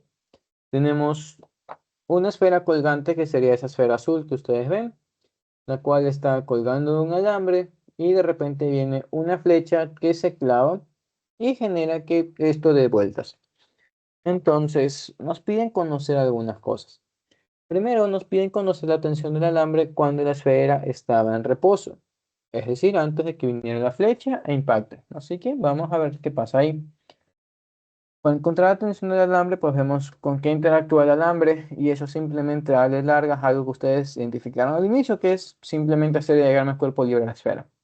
Entonces revisamos la esfera que siente. Siente la tensión del alambre, obviamente, y siente su propio peso. Como no está moviéndose todavía en una trayectoria circular, no tenemos aceleración centrípeta. Como no tenemos aceleraciones, entonces decimos aquí que la sumatoria de fuerzas es igual a cero. Conociendo eso, pues ya numéricamente sacamos que tensión es igual a peso y tomando gravedad 10 metros por segundo al cuadrado, diríamos que esta tensión es de 250 newtons. Primera parte encontrada, todo feliz. Acto seguido, revisamos qué más sucede después. En literalmente nos dicen que la rapidez de la esfera en el punto más alto, creo que tenemos que calcular esta rapidez en el punto más alto, suponiendo que en este punto la tensión del alambre es igual a la que tenía cuando estaba en reposo. Algo rebuscado, veamos qué pasa. Cuando la esfera está en la parte de arriba, primero está dando vueltas. Entonces, el hecho de que está dando vueltas nos induce a nosotros una aceleración centrípeta, en este caso hacia abajo. ¿Y qué más tenemos hacia abajo? Primero está el alambre, entonces tenemos todavía una tensión. Tenemos el peso también, pero algo importante a notar es que nuestra esfera se llevó aquí arriba, es porque tiene la flecha incrustada. Si es que tiene metido la flecha, entonces también siente la masa de la flecha, por lo tanto, todo este es un sistema que está más gordo que antes, entonces tiene un peso más grande, que vamos a ponerle peso total. Conociendo eso, ahora sí diríamos que pues hacemos sumatoria de fuerzas, pero tenemos masa por aceleración. Como nuestra aceleración está hacia abajo, pues ponemos sumatoria de fuerzas positiva hacia abajo. De hecho, podemos poner Y si queremos. Y de aquí, simplemente resolver como hicimos el otro día. Tendríamos que el peso va hacia abajo, peso total. Tenemos que la tensión va hacia abajo, no hay nada más. Y todo esto es igual a masa por aceleración. De aquí recordamos que nos piden. Nos piden conocer la rapidez. Rapidez que está metido.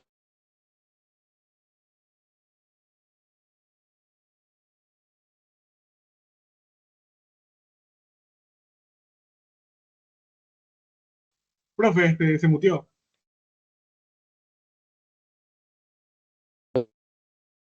Sabrá Dios por qué pasó eso. Gracias. Revisamos. Tenemos otra vez que la masa total no sería nada más que el peso total no es nada más que la unión de las dos masas. Vamos a poner masa esfera más masa flecha por gravedad y esto más la tensión que nosotros ya calculamos, los 250. Y esto va a ser igual a, asimismo, masa total porque estamos analizando las dos cosas en conjunto y todo eso por la aceleración centrípeta. Entonces, no, revisemos estos datos. Sabemos que la masa de la esfera es de 25, la flecha es de 5.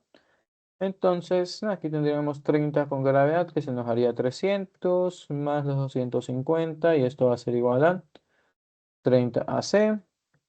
Por lo tanto, la aceleración centrípeta va a ser de 550 para 30.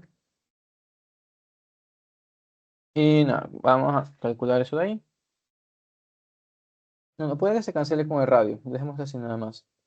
Tenemos 55 sobre 3. Y eso es, ahora sí metemos esta relación. Y planteamos el radio, que sería pues el largo del alambre, donde este alambre es de 3 metros justamente. Entonces, diríamos que la velocidad al cuadrado es igual a 55 sobre 3 por radio, que sería 3 también. Y finalmente sacaríamos que la velocidad es la raíz de 55. Entonces, conociendo eso, nos daría una velocidad de 7,41 metros por segundo. Y bueno, ya conociendo esa velocidad en esta parte, ya me conozco por de memoria, nos piden ahora conocer cuál es la velocidad en la parte de abajo o la velocidad de la flecha cuando va a entrar, que la mala se relacionan bastante. Entonces, vamos a hacerlo primero. ¿Cuánto vale la velocidad inferior? Para esto, ¿qué tenemos que revisar? Primero, vemos cuál es la dinámica de nuestro sistema en el inicio o en la parte inferior y en la parte más alta. Al compararlas veríamos que tenemos la misma masa, la misma figura, la misma esfera que está con la flecha ya incrustada. Lo importante de eso es reconocer que entre el punto superior y el punto inferior no hay cambios. Y no hay cambios en el sentido de que el impulso ya se dio. El golpe hace rato que vino y este golpe es lo que introdujo aquí una velocidad inferior. Y eventualmente, pues esta cosa, como esperarían todos ustedes, por culpa del alambre este, sube, da vueltas, la tensión va cambiando. Eso no es nuestro interés realmente. Lo que nos importa es que aquí arriba tenemos una velocidad superior, que sería la que acabamos de encontrar. Entonces, lo importante en esta parte es otra vez reconocer, como no hay cambios, diría que la energía se conserva. No tengo fuerzas externas, no tengo fricción, no tengo resistencia del aire, no tengo nada que me robe. Entonces, como nadie me está robando, diríamos que aquí la energía mecánica se conserva. O lo que sería igual, el cambio de energía mecánica va a ser igual a cero.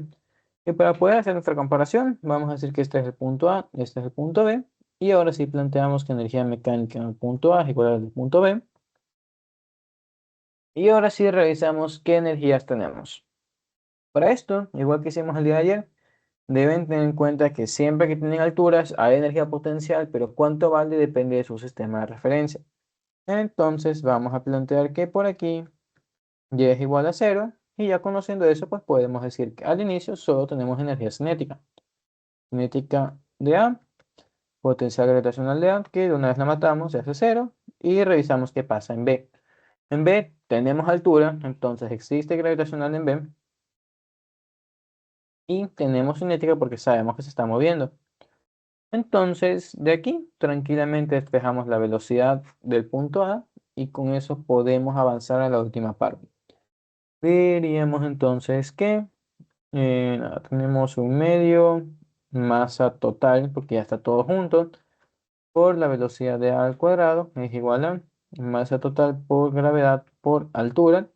En este caso nuestra altura sería de 6 metros, porque tenemos 3 y 3, 6 ya. Y la parte de energía en el punto más alto. Entonces simplemente evaluamos nuestra expresión. Vamos a ponerle B al cuadrado. Y de aquí cancelamos todo lo cancelable. La masa total Y bueno, multiplicamos todo por 2 para quitarnos la fracción de encima. Y tendremos velocidad de a al cuadrado es igual a 12 gravedad. Y esto más la velocidad de b al cuadrado, que eso anteriormente era 55. Entonces vamos a ponerlo aquí de cabeza. Y ya conociendo esto, pues simplemente evaluamos. Reemplazamos la gravedad, sacamos raíz y a ver qué sale. Tendríamos una velocidad de 13.23. Y analizamos esta respuesta de aquí. Simplemente a ver si tiene o no sentido. Donde concluimos que sí.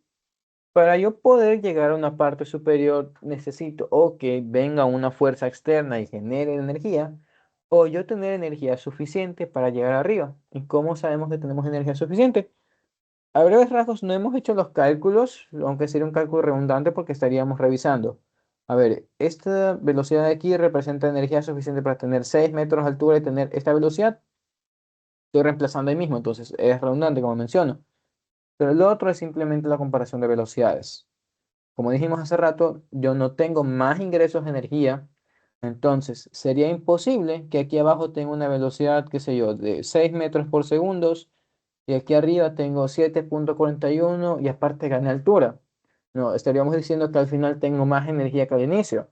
Lo que otra vez metiéndonos con dinero implicaría que al final tengo más dinero que al inicio no está justificado y sabemos que esos que no justifican están fuera del país. Entonces, teniendo en cuenta de que la física no es corrupta, a diferencia de nuestra política, vemos que sí, esto cumple, tiene sentido, entonces es una respuesta válida y aceptable. Conociendo eso, entonces nos metemos ahora sí con la parte de cuánto vale la velocidad de la flecha. Y para esto analizamos el antes y después de la flecha. Nosotros, a través del gráfico, sabemos que la flecha estaba viniendo antes de impactar a la esfera y después estos se quedan juntos. Y aquí quisiera que revisen lo que hemos venido trabajando. Tengo dos cuerpos que interactúan, se están pegando uno con el otro, pero más allá de eso, quedan juntos al final. Esto nos pide a gritos que planteemos que esto es un choque elástico, un choque perfectamente inelástico. De forma que al inicio de mi sistema yo tengo justamente dos velocidades. Velocidad de la flecha, velocidad de la esfera y luego tengo una sola velocidad que es la velocidad del sistema. Teniendo en cuenta de que otra vez las fuerzas externas son iguales a cero, entonces podemos plantear que cantidad de movimiento inicial es igual a cantidad de movimiento final, pero otra vez siempre aplicadas a sistemas. Por lo tanto, diríamos que masa de la flecha por velocidad de la flecha más masa de la esfera por velocidad de la esfera, que está quieta al inicio, la ponemos como cero una vez, es igual a masa del sistema más ponerle ms, nada más, y por velocidad del sistema, que sería la velocidad que acabamos de encontrar. Por lo tanto, para finalizar, simplemente despejamos nuestra variable. Diríamos entonces que la velocidad de la flecha es igual a velocidad del sistema por la masa del sistema sobre la masa final. Y aquí revisamos otra vez algo más que les dije muy brevemente en la clase de dinámica, el análisis dimensional. El análisis dimensional sirve de forma extraordinaria porque aquí, como nosotros podemos saber si nuestra ecuación está bien o mal planteada, un indicador bastante fuerte son las unidades. Ustedes están viendo que tengo velocidad es igual a velocidad y todas las demás porquerías que me están acompañando las tengo separadas. Y la idea es que todo esto se cancele. Y en este caso tenemos solamente un término, así que de cabeza sabemos que sí.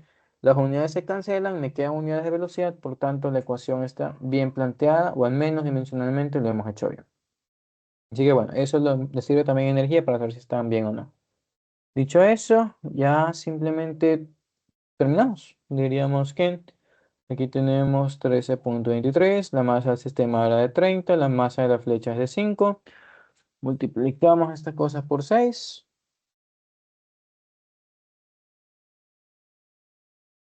Y ahí nos saldría una velocidad de 79.37 metros por segundo. Y listo. Terminado este problema.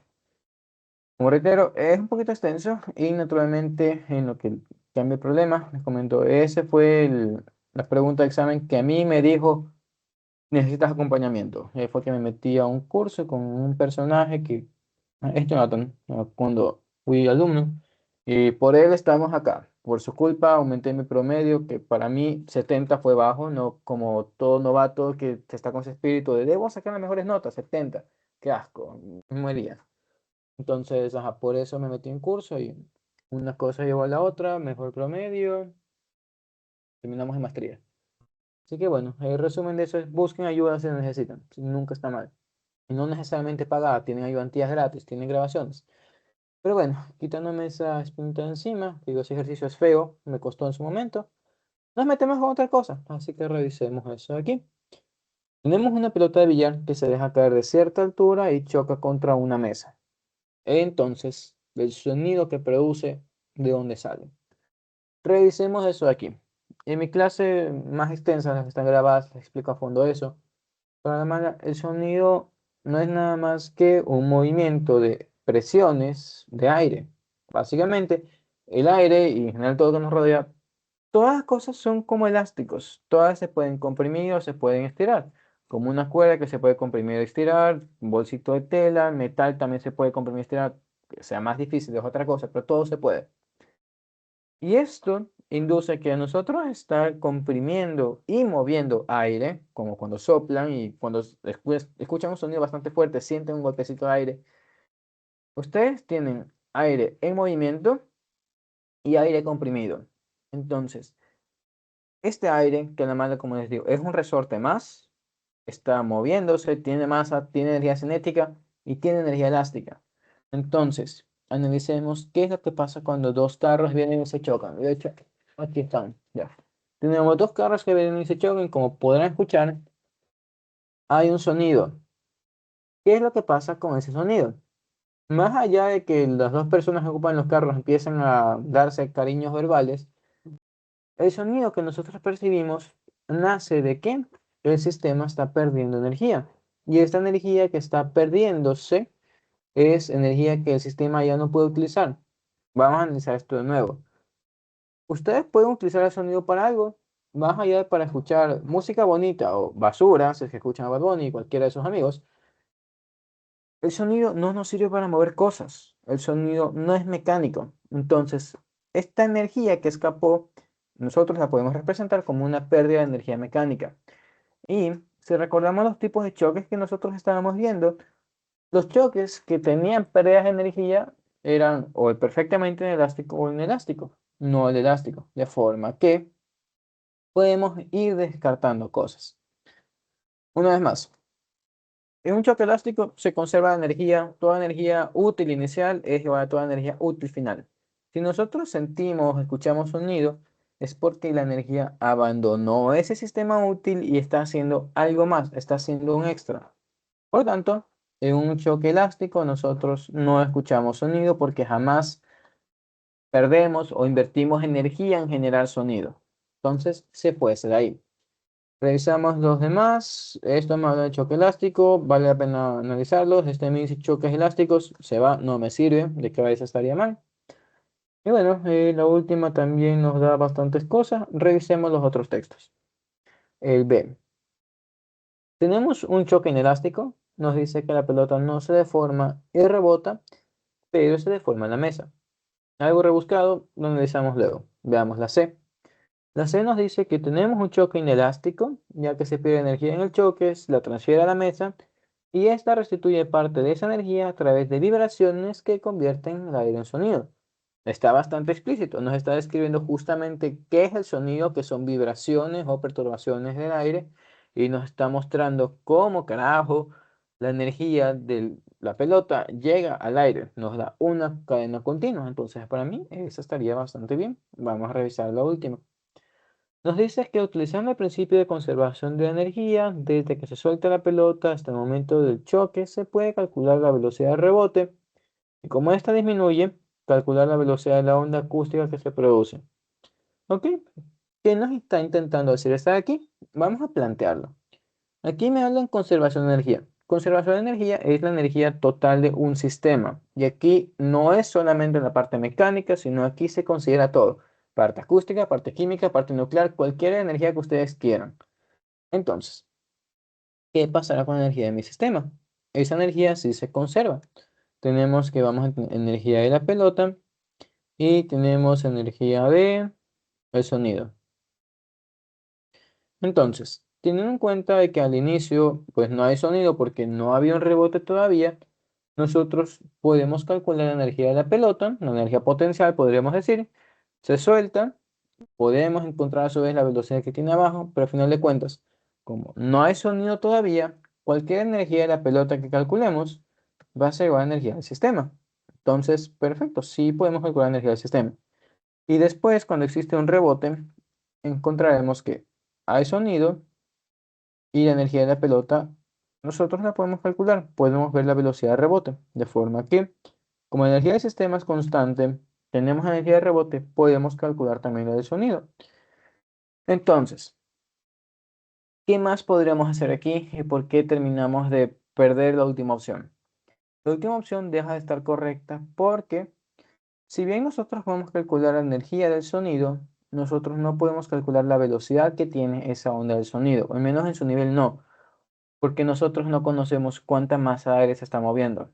Puede ser una masa pequeña, puede ser una masa grande, pero ustedes, espero, se den cuenta, no tiene forma de medir una masa de aire. Pueden ponerse a ventear aire, pueden empujarlo, van a sentir cosas, pero no tienen una forma tangible de medir la masa. Por lo tanto, aunque conozcamos energía, nosotros, entre comillas, no podemos igualar a un medio masa velocidad al cuadrado porque no conozco la masa. Entonces, si no conozco la una, tampoco conozco la otra. Así que esta casi que está bien, pero se nos añade esa última parte. Conociendo eso, revisamos otra vez las dos primeras opciones a ver qué nos dice aquí el sistema. Nos dicen que la pelota no se deforma y rebota, y que analizamos qué implican las deformaciones. Vamos a verlos otra vez con resortes. Y aquí tenemos al resorte que he estado trabajando estos días. Si yo quisiera hacer que este resorte salte, ¿qué deberían ver que pasa? Ven que ahí le estoy metiendo energía y si quiero que se vaya a algún lado, bueno, tuve que deformarlo. Si no lo deformo, no adquiere energía y si no adquiere energía, pues no tiene una forma de saltar. Y aparte, pensemos en también por qué querría saltar la pelota hasta de billar. La pelota saltaría porque igual que un resorte, viene, pega a la mesa, se comprime y como no tiene a dónde más transmitir esa energía, él rebota de vuelta. El resorte se expande de regreso y se va para arriba. Esto lo pueden buscar en videos de alta velocidad de pelotas de tenis. Ahí ustedes podrán ver que las pelotas de tenis, que si bien se sienten duras, cuando los tenistas las aplastan, se hacen una masa súper fina, se deforman como un resorte y luego se expanden justamente como un resorte. Entonces, la conclusión de esto es que, como nos dicen que no se deforma, no podría rebotar. Así que se cancela ese de aquí. Y con eso, te he terminado esa parte y nos podemos meter con un ejercicio más complejo. Vamos a revisar alguno de estos. Déjenme ver, ese de ahí es feo porque es algunos rebotes de un movimiento uno y otro. Vamos a hacer este teórico rápido y nos metemos con ese último práctico. Tenemos entonces una granada de masa M, la cual se lanza al aire de forma vertical, ascendente y se mueve bajo la acción de gravedad. Es decir, va a ir frenando de a poco. ¿Qué más conocemos? Tenemos que la granada esta llega a la parte más alta de su trayectoria, donde está ahí en dos pedazos, de masa 1 y masa 2. Vemos que las masas se suman y dan la masa total, ¿quién lo diría? Y conociendo eso, nos piden entonces conocer qué pasa con la energía mecánica y y cantidad de movimiento. Para hacerles corto el cuento, la trampa de este problema está aquí, y especialmente en esta parte. ¿Qué es lo que pasa en todo el proceso? Analicemos energía y quiero que vean el resorte. Si yo lanzo resorte hacia arriba y cae de regreso, ustedes entenderán.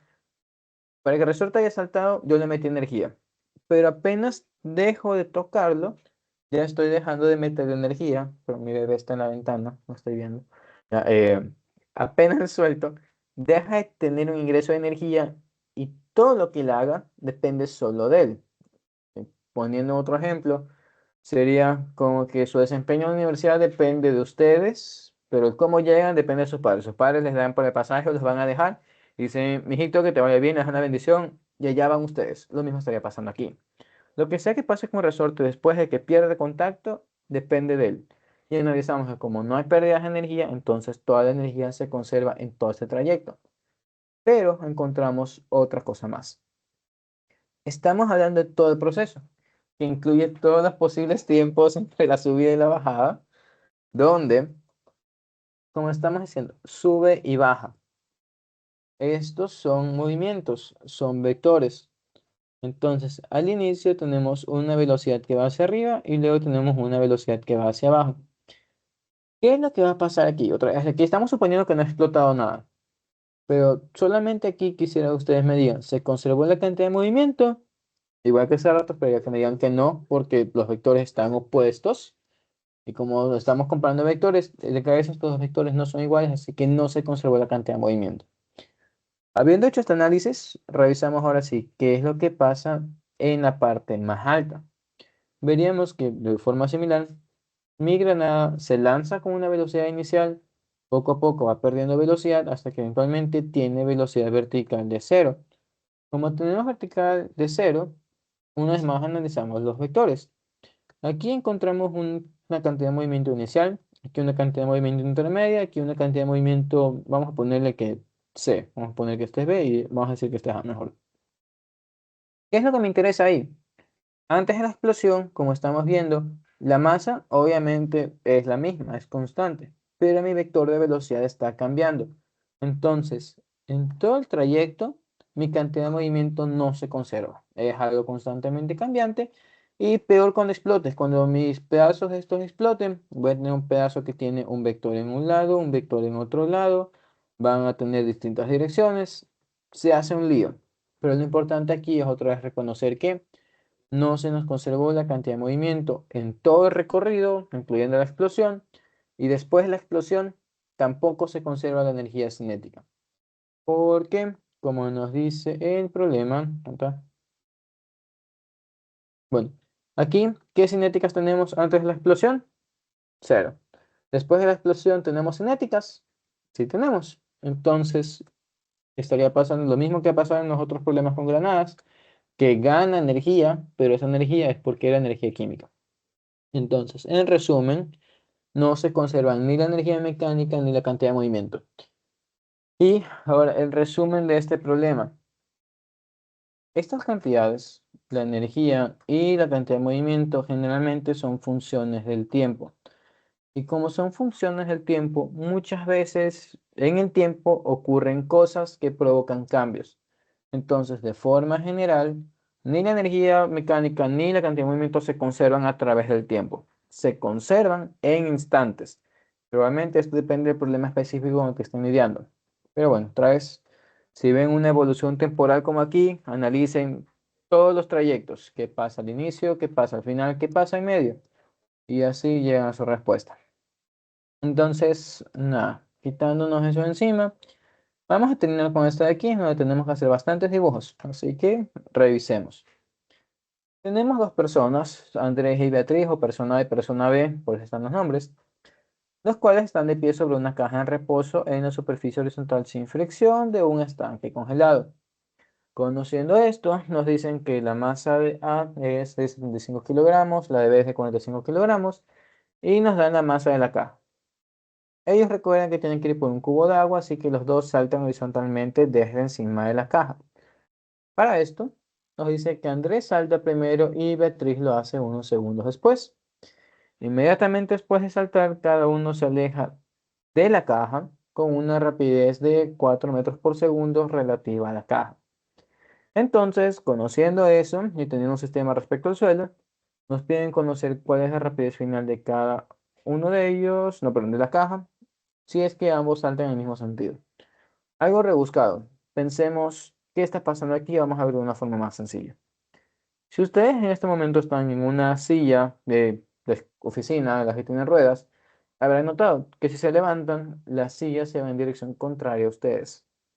Y más allá de que ustedes estén dándole un impulso porque están poniendo sus pies en la tierra y dan como que un brinquito, a la mala lo que está pasando es que al inicio no tienen cantidad de movimiento y como no hay cosas externas, Entonces, al final tampoco tiene que haber cantidad de movimiento. Y como ya hemos hecho bastantes ejercicios, verán que si existe un vector, pero quiero que se cancele todo, entonces tiene que haber un vector en la dirección contraria. Y lo mismo estaría pasando aquí. Nosotros podríamos decir que al inicio tengo a mis dos personas aquí trepadas, A y B. Vamos a asumir que ella tiene su cabello largo, no como otras personas, pero bueno, simplemente que no me excusen de nada luego. Cabello largo por lo normal, niña y niño. Fin. Conociendo eso, ¿qué pasa si es que él salta? Nos dicen que él salta para acá. Entonces, si él salta a la izquierda, veríamos que primero él sale volando, tendrá alguna velocidad respecto al suelo, pero la caja ahora se está moviendo con Beatriz y ambos se están moviendo en este caso para la derecha. Y después de eso, no contentos con ese movimiento inducido, la niña salta también y como está saltando le está metiendo otra patadita, otro impulso más a la caja, de forma que también la está empujando más a la derecha. En